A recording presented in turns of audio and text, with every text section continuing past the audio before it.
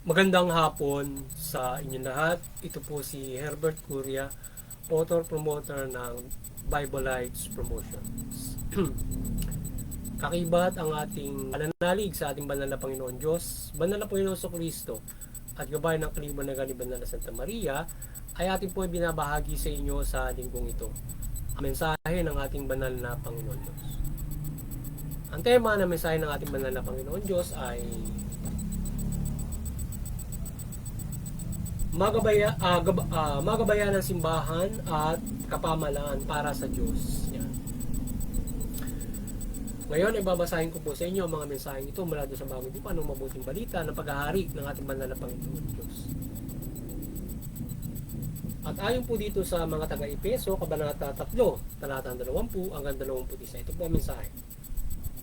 Sa Diyos na makagagawa ng higit sa kaysa lahat ng maaari nating hilingin at isipin sa pamamagitan ng kanyang kapangyarihan na naghahari sa atin.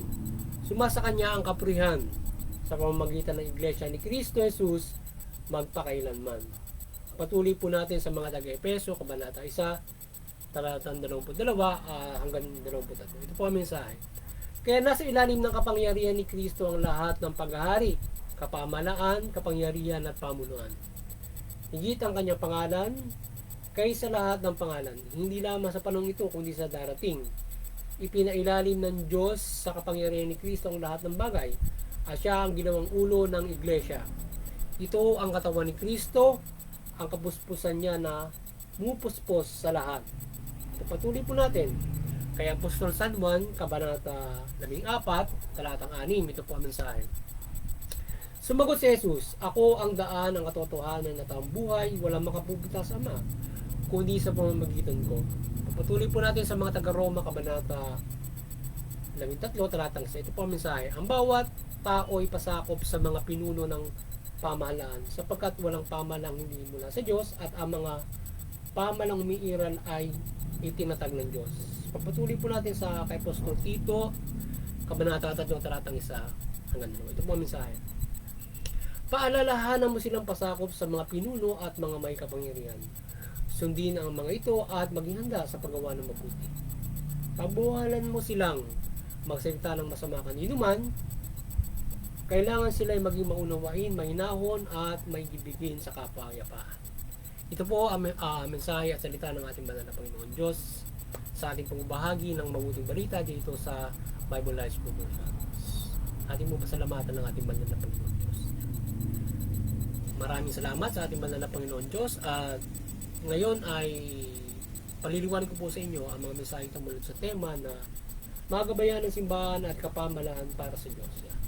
Nais pong ibabatid sa atin ng ating banal na Panginoon Diyos na tayong lahat, tayo ay magpagabay at dapat magabayan tayo ng ating simbahan at ng ating pamalaan. Sapagkat itong dalawang institusyon na ito mula doon sa simbahan na itinatag ng ating Panginoon Kristo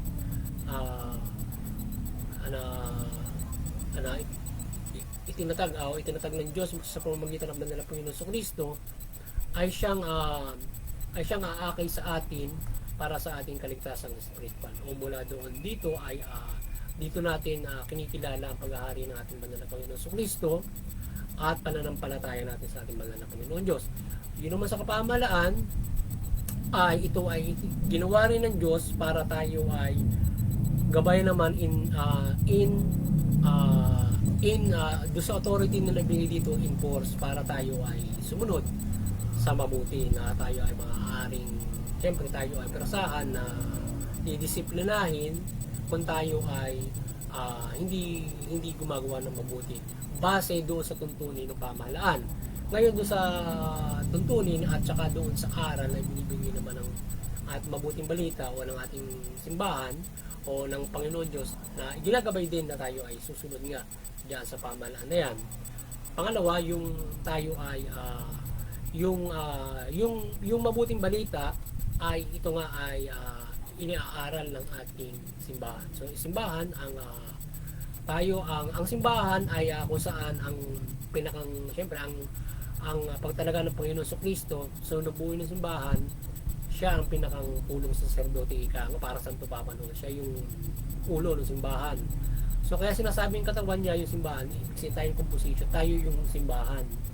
Tayo na mga inilagay niya diyan. So tayo ang simbahan na kung saan yan ay iba't ibang ating iba't ibang pagpapala sa atin para tayo makaisa doon sa simbahan. Ano ba, propeta, mangangaral ka, ikaw yung tagapakinig, ikaw ang tagatulong, mga ganon. Diyan tayo nakukompose ng simbahan. So ngayon ay dapat ay paitingin natin yung simbahan at magabayan natin yung pangkalahatan ng isa sa pamamagitan ng pag-iibayo ng mabuting balita o yung inihaga ng ating banal na Panginoon Jesucristo. At sa pamamagitan ng simbahan ay nagagabayan niya yung lahat ng tao at dito natin napapapurihan, dito tayo nakapananalangin at nakapag-iibayo ng sama-samang pananampalataya sa ating banal na Panginoon Diyos. At mula dito tayo ay dito tayo nagde-develop o nagpapalawak ng ating pananampalataya hanggang sa tayo. At ito ay gawin natin sa ating pang-araw-araw na pamumuhay at sa pamamagitan nito ay nakasusunod tayo dun sa ating pamahalaan. So yan ang nais ng ating banal na Panginoon Diyos. At kung saan dapat natin tandaan, maging nasa pamahalaan na yung bawat mga kapamahalaan, bawat mga bansa, tayong lahat ay nasa ilalim ng kapangyarihan ng ating banal na Panginoon Diyos. Kaya yung mga kapamahalaan, kayo ay binibigyan ng Diyos ng kapangyarihan, pero kayo ay inyong dapat na kilalanin ng ating pamahalaan, ang ating banal na Panginoon Diyos, at iyang pamahalaan, mga pamahalaan na yan ay darating yung panahon, yan ay pinalalim ng Panginoon Diyos sa Panginoong Jesucristo. Ito ay kanyang pag-aharian sa takdang panahon.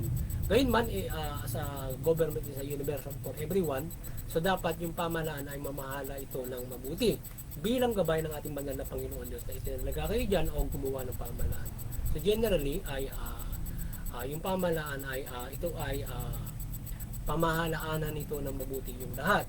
At tayo ng mga mamayan bilang tagasunod ng ating banal na Panginoon Diyos ay pinasusunod niya rin tayo sa pamahalaan. So kaya sinasabi niya na tayo ay handa natin paggawa ng umanda tayo sa paggawa ng mabuti mula rin sa pagsunod natin sa pamahalaan o tuntunin na ginagawa ng pamahalaan. Na kung saan yung pamahalaan din naman ay uma-adapt syempre doon sa tuntunin ng gabay ng ating banal na Panginoon Diyos. Almost kasi yung kaya lang may mga pamahalaan na syempre na-check mo yung kanilang batas, yung kanilang panuturan, pamamalakad na ito ay may mga kapamahalaan na dapat gabayan talaga sila doon sa mga pamamahala na ginagawa nila ng gabayan ng ating gabayan ng Diyos mula sa mabuting balita. At yan ang ating ginagawa na ang ating pamahalaan ay may tingin natin ginagabayan upang ito ay mamahala ng mabuti para ito ay maging matuwid sa kanilang pamamahala mula sa nanunungkulan nito.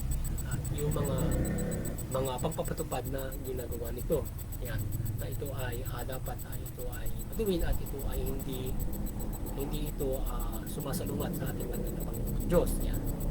At kaya tayo ay dapat ay papasakop din sa ating kapamahalaan. But generally, tayo ay dapat ay may pananampalataya sa Diyos sa lahat. Tayo ay papailalim sa banal na Panginoon Diyos, sa pamamahala ng ating paghahari ng Panginoon sa mga Panginoon sa Panginoon. Yung mga pamahalaan, yan dapat ay mamamahala at ginagabayan nyo sa mabuti yung mga tao against doon sa mga pasaway na hindi na disiplina, pero saan para tayo ay makapanampalataya. So, kagaya ang ginagawa ng Panginoon Jesucristo, tayo ay pinag-aharian ng Panginoon Jesucristo para sa pananampalataya natin sa Panginoon Diyos mula sa kanyang pag-ahari. So, yung mga kapamahala, makatulong siya ng Panginoon Jesucristo para yung mga tao ay madisiplina dahil yun ang gusto ng Diyos para sa pananampalataya natin. So, nakapananampalataya tayo ng mapayapa, ligtas, kung ang pamahalaan ay magkakaroon nito ng mahusay na pamamahala. So, basically, doon sa ating, syempre, yung ating modernong batas para kinikilala at binibigyan niya ng karapatan yung bawat mga reliyon. So doon tayo yun ay isang magandang gagawin ng pamahalaan as a universal government. Hindi kumbaga man ay hindi siya as one side government. But may mga gobyerno kasi na sila ay parang halimbawa sila ay mostly kahit mostly parang Catholic government, halimbawa ganun. Sila ay nakaangkla mismo lahat doon sa panuntunan noong sinasabi ng ating Panginoon Diyos mula sa Kristyanismo. But definitely they are abiding also siyempre doon sa pangkalahatan naman na universal human rights na ire-respeto mo rin yung paniniwala ng iba kahit pasabihin mo na ikaw ay ito yung majority religion na yung gobyerno ay siyang sumusunod dito. At kahit pero dapat yun ay may universal ang gobyerno ay ang gusto ng ating Panginoon Diyos sumusunod lahat doon, pero ito ay dapat ay maging mabutis mo mahala at maging fair to every religion, hindi sa one-sided lang siya. So kahit tayong mga Kristiyano ay hindi natin ginagawang maging strict to one side yung ating government. Sa panahon pa ng ating Panginoon Kristo gagawin ang lahat ng yan na isa pailalim niya lahat ng pamahalaan. But for now ay dapat ay rumirespeto sa karapatan ng ating mga pamahalaan at ang mahalagang magawa ng pamahalaan at tungkulin niya ay mapairan yung kapayapaan at maprotektahan sa mabuti yung bawat isa as authority in force. So yun yung dapat at tayo ay sumunod sa kanya para tayo kung mamahala ang isang pamahalaan ng fair in peaceful thing, yung karapatan makapagpa-practice ang sino mang relihiyon ng kanyang pananampalataya na mapayapa. So hindi walang discrimination in faith o ano man pananampalataya mo as long as it is following the legality of the government. At yun naman ang gusto natin mananampalataya. Kaya mayroong mga sumisikil for the legality under the rights of every religion. So yun. Kaya mostly ay kung ang halimbawa sa relihiyong Kristiyano, tayo ay nakasusunod doon sa ating banal na makasusunod tayo sa pamahalaan, higit pa sapagkat banal yung ating pinaniniwalaan. So, yung pinapatubad ng pamahalaan, madali natin masusunod yun kasi yung panuntunan ng Diyos, banal yun. So, kaya natin sundin na yung ating pamahalaan.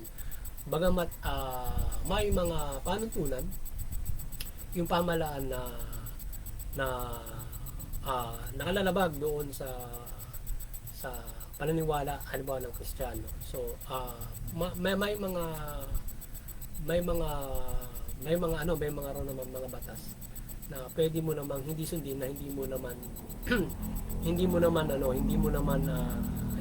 nilalabag yung kapamahalaan. Yan. Halimbawa, kagaya ng abortion, ganun. So, yung abortion, halimbawa ay hindi pinapayagan ng simbahan yun. Kasi buhay ang gusto ng Diyos. So ngayon ay kapag yan ay pinatutupad ng pamahalaan, tayo mga naniniwalang Kristiyano, bilang paniniwala natin, hindi tayo ma-adapt ng abortion. Kahit pinapatupad pa ng pamahalaan yan. Ngayon, sa mga iba, legal ka, pwede ka mag-abort. Pero as a government, pero ngayon sa Pilipinas hindi mo pwede, sa ibang masa maaaring gano'n. So sa mga Kristiyano ay hindi natin i-adapt yun. Hindi man natin sundin yun, wala tayong nilalabag doon sa pamahalaan. But definitely kung gagawin mo yun, legal yun. So pero hindi natin susundin yun. Ganon, dahil kasi yun ay nakalalabag doon sa sa gusto ng ating banal na Panginoon. At ginagabayan natin yung pamahalaan. So sa ganung pamamalakad, yun ay hindi dapat nilang gawing ipamahala na gano'n. So, but generally, the government is a universal na ginagawa yung kanila pamamahala to make it na ano ba yung nararapat para sa lahat, umiral yung kapayapaan at pag-care. But definitely, masingit at banal yung ating banal na Panginoon yun. Siyempre, dapat hindi dapat yun. So, kaya lang, siyempre, minsan yung ganyan. Dahil sa panawagan ng ibang mayorya na mga tao na hindi naman Kristiyano ba? So dapat tabad yung batas, but for them, not for the Christian, halimbawa. Yan. But dito sa atin hindi pinapayagan yun. Ganon. Kasi nga, yun ay labag sa ating paniniwalang Kristiyano. Kaya tayo mayoryang Kristiyano, hindi maipapasa sa Kongreso yun, halimbawa sa Senado, kasi tututunan ng tao yun. So kaya nangyayari kapag demokrasya, mayorya, yun ang nagiging legal, di ba? So halimbawa, divorce. So hindi natin mapayag yung divorce kasi aayaw din ng ating Diyos yun. So ngayon, hindi yun naipapasa kasi the majority of the people, even the Congress, aayaw din doon. Kaya para maipasa ang mga batas na yan, di ba? But definitely, generally tayo dapat ay susunod doon sa pamahalaan. Pagkat yan ay yan yung dapat para umiral yung kapayapaan at mabuti. But hindi naman lahat o pwede natin sundin, lalo na ito ilalabag doon sa gusto rin naman ng ating Diyos. Na generally ay may nakapagpapatupad ito ng nagiging minorya yung ating yung paniniwala doon sa Diyos. Kasi nga equal rights diba? So yun at but definitely hindi naman magdudulot yun no conflict of interest or kaguluhan or magkakaroon ito ng hindi mapayapang lipunan sa ganun. Nagagabayan naman natin ang pamahalaan for the law na dapat pasa.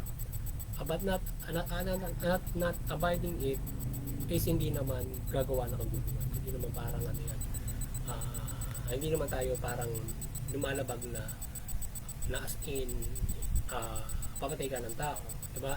Yun nga ay pagpatay ng tao nilegalize nila, bata nga lang, diba? So yun. Kaya yun ang mahirap doon. Hindi natin gusto parang sa iba nilegalize na pwede yung patayin yung bata sa tiyan mo. Tayo ayaw natin patayin yun kasi buhay tayo. Some government may pinapayagan yun pero hindi tayo, diba? So yun, which is holiness is holiness is more na makagagabay yun sa wastong pagmamahal, di ba? So yun at yan ang nais ng ating banal na Panginoon Diyos na tayo ay magabayan sa matuwid na buhay at may kaligtasang espiritu through the church and the government ay isang mahalagang bagay para ito ay masunod natin para tayo ay makapamuhay na maayos. Yan. Malaking bagay na gagawin ng gobyerno doon sa peace para hindi magkaroon ng kagulo,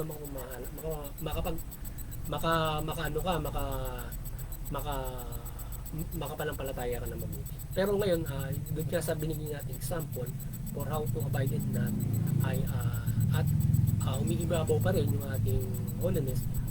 Nakikita naman agad yung kung paano ang ating paggabay at pagsunod sa pamahalaan in doing the good for God, diba?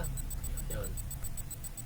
So yun at muli sana ay nagabayan na naman kayo ng Bible Life Promotion sa inyong spiritual na pumuhay at kayo ay magkaroon ng malaking pag-asa sa inyong kaligtasang spiritual.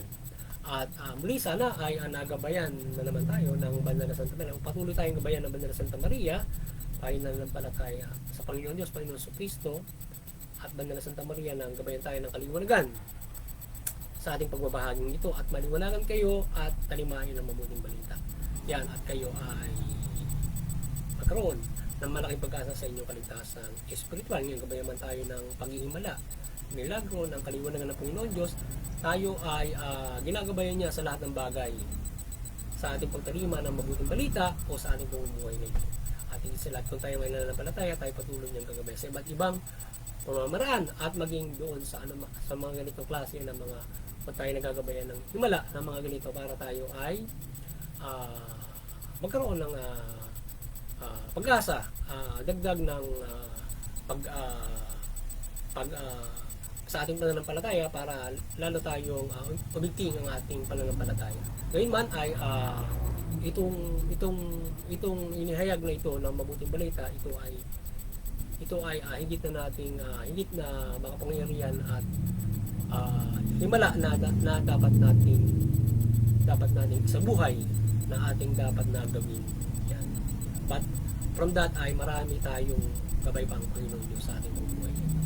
Muli doon sa Interfaith Unity, patuloy tayong magkaisa diyan at unawain natin yung ating mga relihiyon nang hindi na uwi sa karasan, digmaan at mga labanan. So yan yung nangyayari sa iba't ibang parte ng mundo, bagay dito sa Pilipinas may mga ganyan. So nagkakairingan yung iba't ibang mga reliyon, maging tayo mga sa Kristyanismo, yung ibang mga reliyon, sobra-sobra magtalo, di ba? So iwasan yung mga ganong klase na mga kahit maliit mula sa kahit maliit na mga sigalutan na nauwi doon sa karahasan.